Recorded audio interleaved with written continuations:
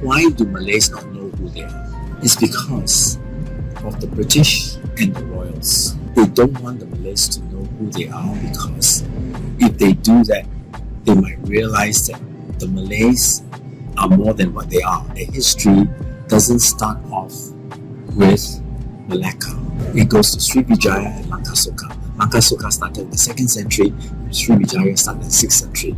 Malacca only started in the 14th, 15th century. So if you see yourself as starting from the 15th century and being influenced by the Portuguese and the British, then you have no connections with your relatives who are influenced by the Dutch, and you have no connections with all the great kingdoms of Indonesia. So you've lost 2/4 of your heritage.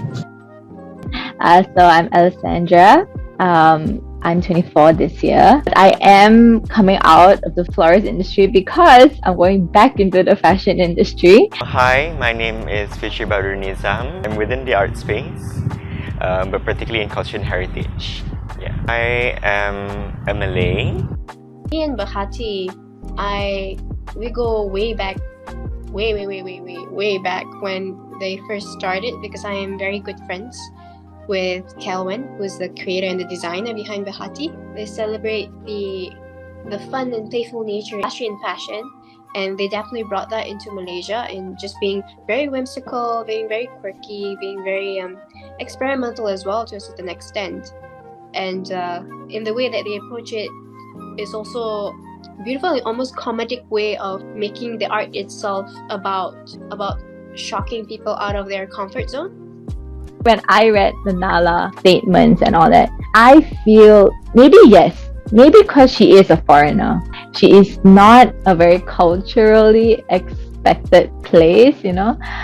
For her to say that, oh, we should wear more baju kurung, yeah, I feel that was quite controversial. If you were to walk out KL right now, during lunch hour, whatever, you will see women be wearing baju kurungs on their day-to-day basis. That's why I feel like the Malay community felt the comment can be sensitive, because they're like, but we are already wearing it, so why are you, a white woman, telling me what I should be wearing when they've been doing it for like years? Understand where the Malay community was coming from.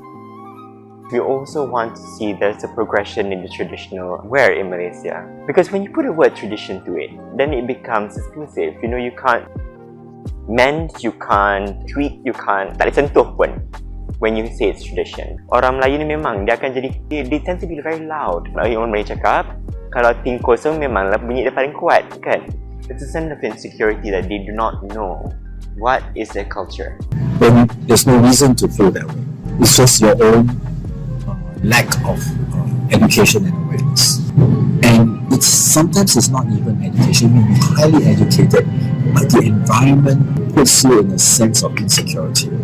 So you naturally fall in, like when all your friends start criticizing something, you join them without thinking. It's easy to do that. It's easy to fall into that trap. I could categorize in a few things. One being, it's still within the whole essence of conservatism, like you mentioned before. It's still in the essence of the demurity, it's still in the essence of reservation that the Malay community has, right?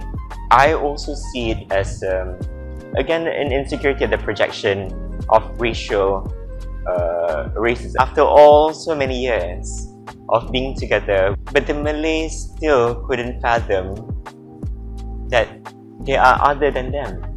I would say fashion defines the community somehow.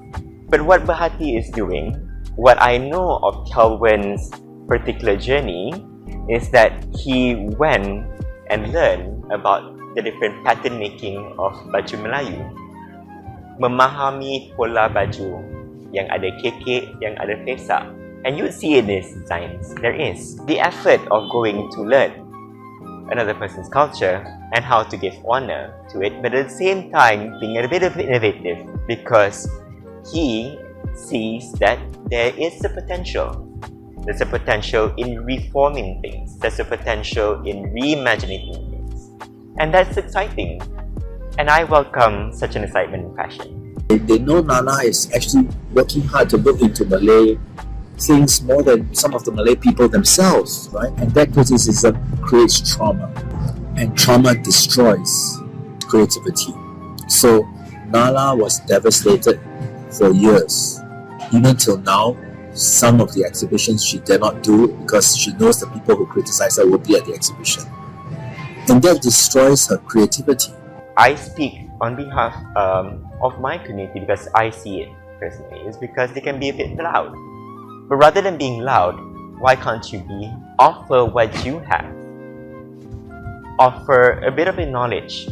Now, these things won't come naturally to them because they do not have.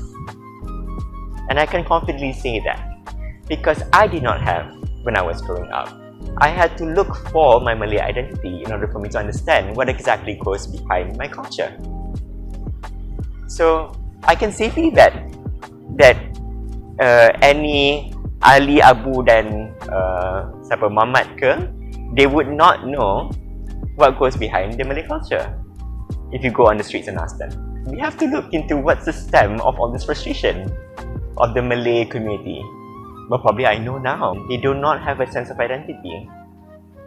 They do not know culturally who they are. And that's all this frustration that they project to other people.